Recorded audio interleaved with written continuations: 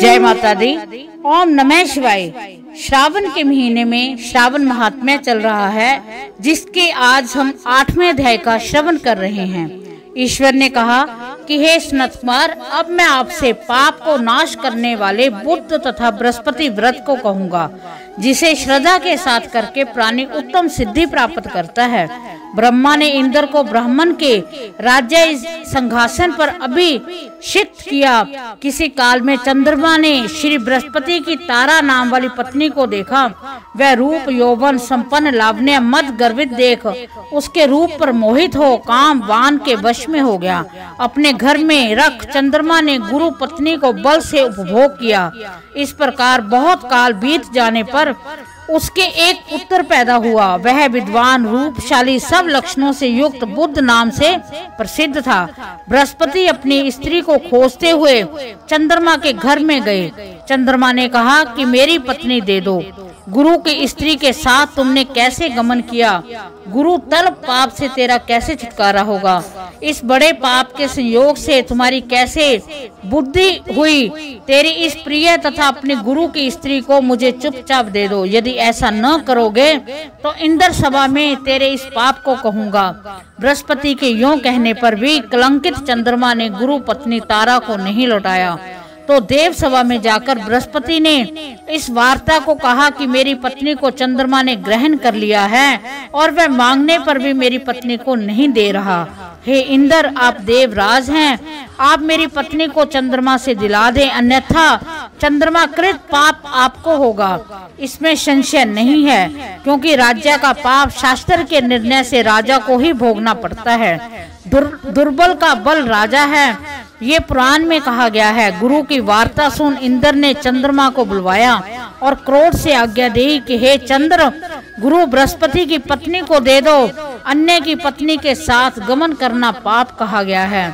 गुरु पत्नी के संग गमन तो महापाप है। अतः हे चंद्र, गुरु की भार्या को बिना विचारे ही लौटा दो।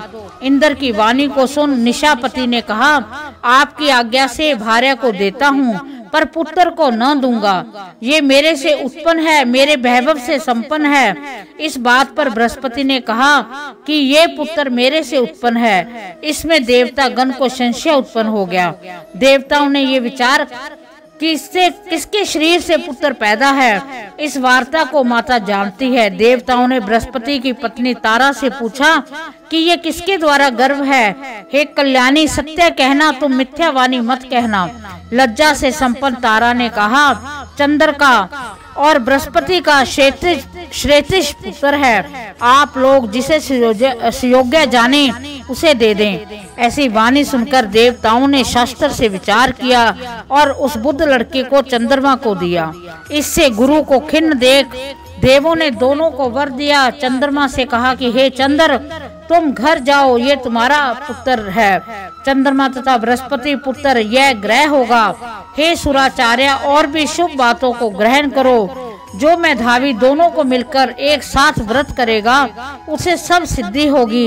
यह सत्य है। शंकर के प्रिय श्रावण महीने के प्राप्त होने पर बुध और गुरुवार के दिन जो अर्चन करता है, वह दीर्घ आयु तथा संपूर्ण गुणों से युक्त पुत्र प्राप्त होता है। जो प्राणी खजाने में मूर्ति लिखकर यदि अर्चन करेगा, तो उसके खजाने की अभिवृद्धि होगी, उसका क्षय नहीं होगा।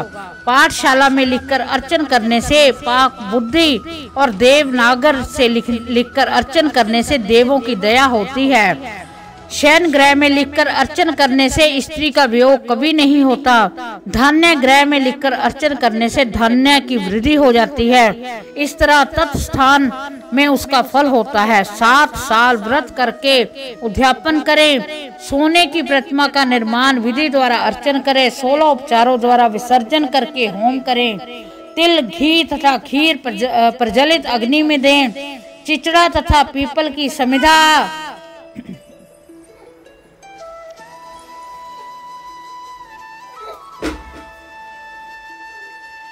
चिचड़ा तथा पीपल की समिधा से होम कर पूर्ण आहुति कर मामा तथा भांजे को अच्छा भोजन कराकर अन्य ब्राह्मणों को भोजन कराएं।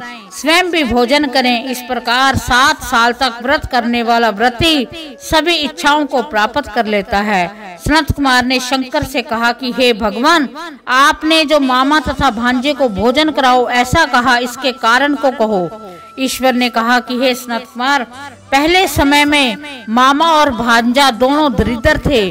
वह दोनों भोजन के लिए घूमते हुए थक गए। किसी सुंदर नगर वह दोनों धान्य मांगने के लिए गए। उस सुंदर नगर में श्रावण महीने में उसी व्रत को करते देखा, पर बुद्ध तथा गुरु का कहीं व्रत नहीं देखा। उस समय उन लोगों ने बहुत काल तक आपस में विचार किया कि सब जगह सूर्य तथा अन्य वारों का व्रत देखने में कहीं नहीं आया, अतः हम दोनों बुद्ध तथा गुरु का व्रत करें, क्योंकि किसी ने इस व्रत को नहीं किया। अतः ये अमुष्टिष्ट व्रत है, इसे सादर करें। पर व्रत विधान न जानने से फिर दोनों संस्थापन हो गए। तब उसी रात में उन दोनों को स्वप्न की विधि ज्ञात हुई। स्वप्न से ज्ञात विधि द्वारा व्रत के दोनों ने किया तथा बड़ी संपत्ति प्राप्त की थी। वह ऐश्वर्य दिन बढ़ता नजर आने लगा। इस प्रकार 7 साल तक व्रत कर वह पुत्र पौत्र आदि से संपन्न हो गए। प्रत्यक्ष बुद्ध तथा गुरु ने उन दोनों को वर दिया कि आप लोगों ने हमारे व्रत का सुविचार किया है, अतः आज से इस शुभ व्रत को जो करेगा वह निश्चय मामा तथा भांजे को भोजन करवाएगा।